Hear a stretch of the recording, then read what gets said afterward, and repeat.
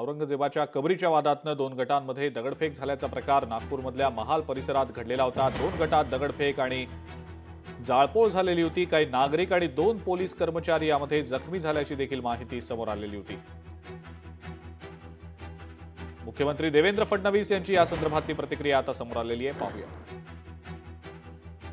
नागपूरच्या महाल भागामध्ये जी काही घटना घडलेली आहे ती अतिशय अयोग्य आहे। अशा प्रकारे जमा होऊन दगडफेक होणं अत्यंत चुकीचं आहे।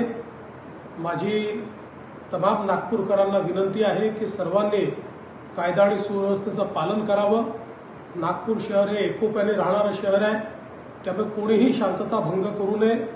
मी स्वतः या परिस्थितीवर पूर्ण नजर ठेवून आहे। नागपूरच्या पोलीस आयुक्तांना स्पष्टपणे सांगितलेलं आहे की जे दंगे करत असतील त्यांच्यावर कडक कारवाई केली पाहिजे।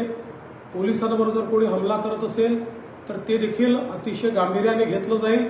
त्यामुळे सर्वांना माझी विनंती आहे की या ठिकाणी सर्वांनी शांतता ठेवावी। तर मुख्यमंत्री देवेंद्र फडणवीस यांनी नागपूरकरांना शांततेचं आवाहन केलेलं आहे। अफवांवर विश्वास ठेवू नका, असं मुख्यमंत्री देवेंद्र फडणवीस यांनी नागपूरकरांना आवाहन केलेलं आहे।